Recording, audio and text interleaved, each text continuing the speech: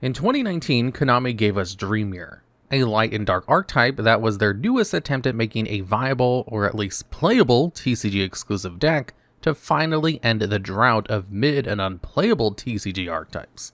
Was it viable? No. But was it playable? Absolutely not. Today, we'll do our best to enlighten you on the history of the deck and how Dream Mirror ended up shattering in today's video of failed cards and mechanics. Dream Mirror made its debut in the 2019 set Rising Rampage. The light and dark attribute archetype had a unique gameplay, in that if they were special summoned by a Dream Mirror monster, they could get certain effects. They also had quick effects that allowed them to tribute themselves in order to special summon their counterpart Dream Mirror version of themselves from the deck, which in turn activated that Dream Mirror monster's trigger effect. However, these effects could only go off if their specific field spells were on the field. These Dream Mirror field spells would be the heart and soul of the archetype, and dictate how efficient gameplay would be for the deck. Dream Mirror of Joy prevents your opponent from targeting your Dream Mirror monsters with card effects, and from attacking anything besides Dream Mirror monster. This effect is only applied when you control a light Dream Mirror monster. Dream Mirror of Terror inflicts 300 damage to your opponent every time they special summon monsters. This effect only applied if you control a dark Dream Mirror monster. The field spells also had a tag out mechanic during the end phase, allowing you to banish them to summon the opposite field spell from hand or deck.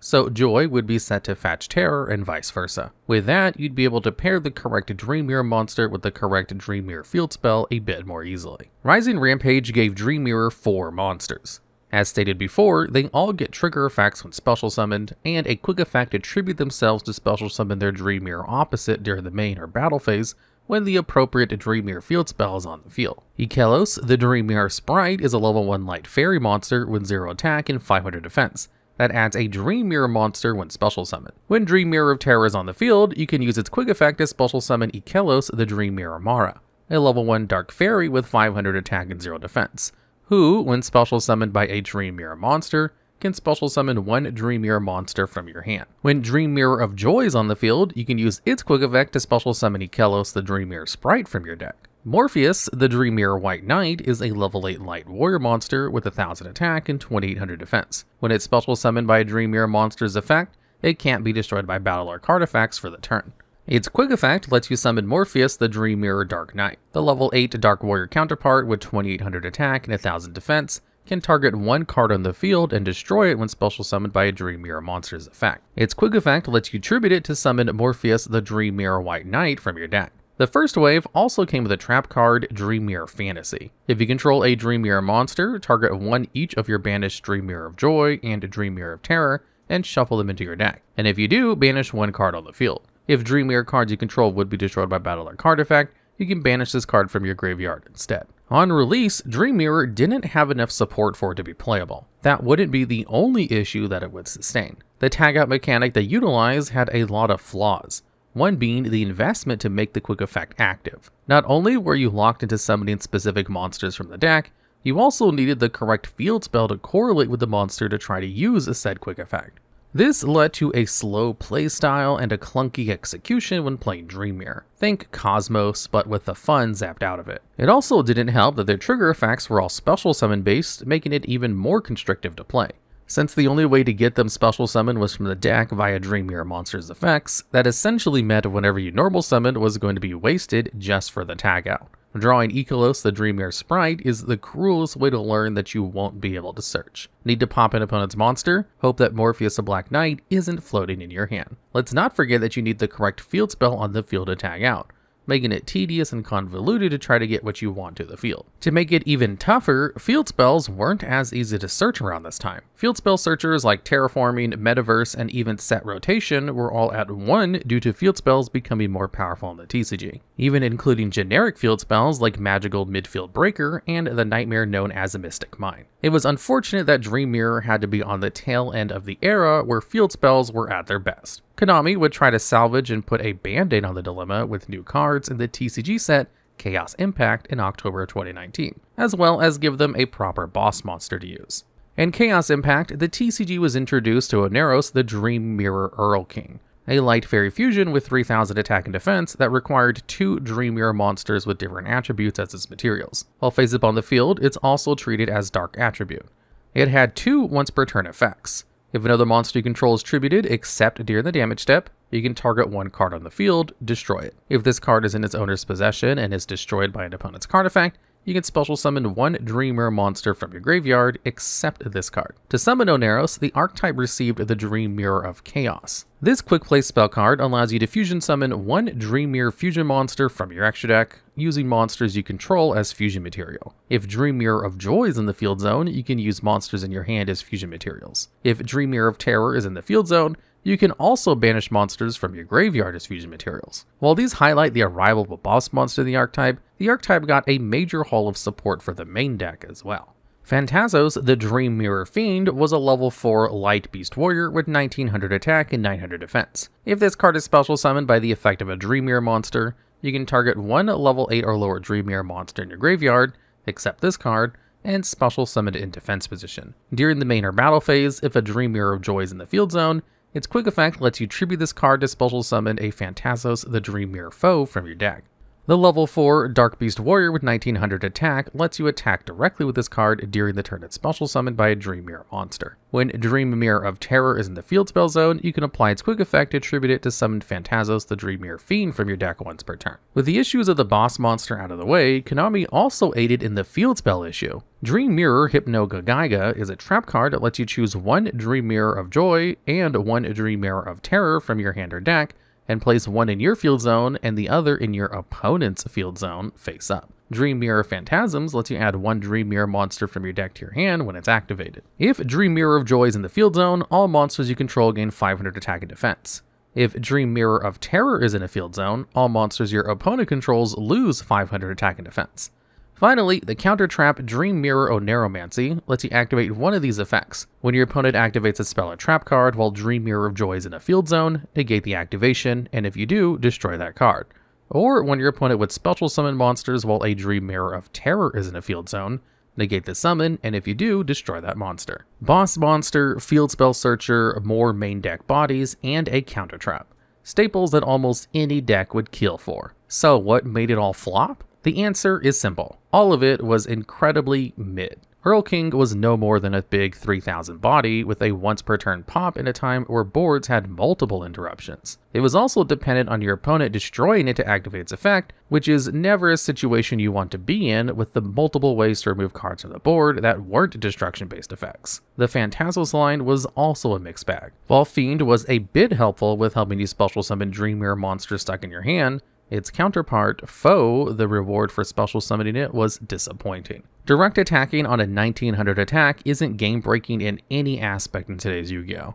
And didn't help advance Dream Mirror's playstyle at all. They also still had to get over the same hump that the other Dream Mirror monsters went through, being locked into special summoning only their specific counterpart, needing a specific field spell, and wasting a normal summon on one to get the other body on the field properly. The field spell hindrance also infected Oneiromancy and Chaos, whose effects were dependent on field spell play to get their specific conditions that you wanted. Hypno-Gaiga, which fetched both Dream Mirror of Joy and Terror, did have its good side. Since Dream Mirror cards need the specific Dream Mirror on the field, it didn't matter which player had which field spell. All you had to do was place the one that you wanted in your zone and pray your opponent didn't destroy the other one for the effects to go off. This still had a huge drawback because it was a trap and meant you had to set it before activating it, making it horrible, if not useless going second. Phantasms seems to be the only good card with no drawback, with it being a searcher for your monsters. So Dream Mirror's issues just became more exaggerated with more support. They got a boss monster, but it had disappointing effects with no payoff. They got more main deck monsters also with disappointing effects. Spell and trap cards with good effects which were held back by gimmicky playstyles besides Dream Mirror Phantasms, and a card that solves the issues of getting the field spells, but it took a whole turn to activate.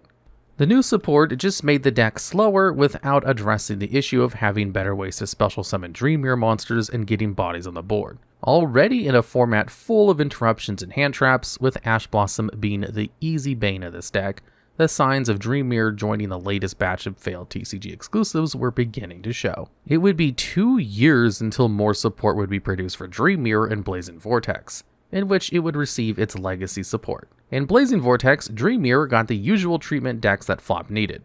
and that's at least 3 cards that cover the deck's whole problem. Neroi, the Dream Mirror Trader, was a level 3 Dark Fiend with 1000 attack and defense. If it's normal or special summoned, you can add 1 Neroi, the Dream Mirror Disciple from your deck to your hand. Then you can make this card become light. You contribute 1 other Dream Mirror monster to choose 1 Dream Mirror monster from your deck with a different level than the attributed monster, add 1 Dream Mirror of Joy or 1 Dream Mirror of Terror from your deck to your hand that is mentioned on that chosen monster, and special summon that chosen monster in defense position. Neroi, the Dream Mirror Disciple, was a level 3 light fairy with the same stats as its counterpart. If Dream Mirror monsters are on the field, you can special summon this card from your hand.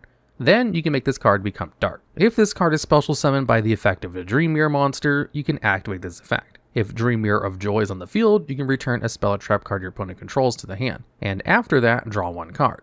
Then shuffle 1 card from your hand into the deck if Dream Mirror of Terror is on the field. Both cards have effects for all hard once per turns. Oneros, the Dream Mirror Tormentor, was a level 10 Dark Fusion Fiend with 3000 attack and defense, needing 2 Dream Mirror monsters with different attributes as his materials. While face up on the field, this card is also light attribute. Once per turn, when a monster effect is activated while Dream Mirror of Terror is in a field zone, you can negate that effect. Its other once per turn was a quick effect that lets you attribute it to special summon 1 Oneros the Dream Mirror Earl King from your extra deck in defense position if Dream Mirror of Joy is in a field zone. Dream Mirror Recap was the final piece of support for the archetype. The continuous trap lets you shuffle Dream Mirror monsters into the deck instead of sending them to the graveyard when they're attributed to activate their own effect. During the main phase, you can send this face-up card to the graveyard to place 1 of your Dream Mirror of Joy or Dream Mirror of Terror that's banished or in your graveyard face up in your field zone. Then you can special summon 1 monster from your hand that specifically lists that card that you placed in its text. The Nerois were a must-have to run inside the deck. Trader's effect was literally jammed with everything Dream Mirror needed, making it automatically the starter card for the deck. Disciple also added an extender for the deck, making it easy for you to have fusion materials for Dream Mirror of Chaos. Oneros, the Dream Mirror Tormentor, was definitely a better upgrade to its polar opposite, having a monster negation and a quick effect to go into the Dream Mirror Earl King, which could play a major factor in helping the negation resolve in most situations. Recap was there to fix the monster recovery issue that Dream Mirror had. The quick effect was also a bonus, helping you recycle Dream Mirror field spells back to your side of the field alongside any Dream Mirror monster of your choosing. They weren't without their downsides though. The Nerois don't have the quick effect stipulation the others had, making them a prime target for negation or regular targeting effects like Imperm. Oneros was yet another Dream Mirror that needed to have a Dream Mirror spell on field to tag out into, well, Oneros. Even that was kind of a double-edged sword, since you'd bring out the Dream Mirror Earl King through its effect, which meant that it wasn't fusion summoned properly. So if it was sent to the graveyard or banished, there's no way to summon it back. Regardless of how many busted effects were shoved onto these new cards, that didn't hide the reality that the previous Dream Mirror support was mid. The effects didn't do enough to interrupt or stifle your opponent's gameplay. Trader became the deck's biggest strength and weakness due to it being the best and only starter. More than likely, all opponents basically had to do was negate it and watch you set 2 and pass. For now, this seems to be the end of Dream Mirror's legacy. Another chapter in the TCG's long list of failed exclusives with terrible direction. While the concept is unique, it's convoluted. Needing a field spell is one thing. Needing a specific field spell to only fetch a specific monster, whether it's helpful in whatever situation you're in, is a completely different ballgame. When it finally got a boss monster, it was mid and forced the deck to be fusion based with yet another card that can only be utilized to its potential with the correct field spell. When it got the support it needed, that support became the heart and soul of the deck, the only good cards in the deck, and the only cards your opponent really needed to stop to get you out of the locals early. All of this became a slow, inconsistent deck with poor recycling that lived and died by field spells. So ends the Nightmare of Dream Mirror, our newest member of the Hall of Fail.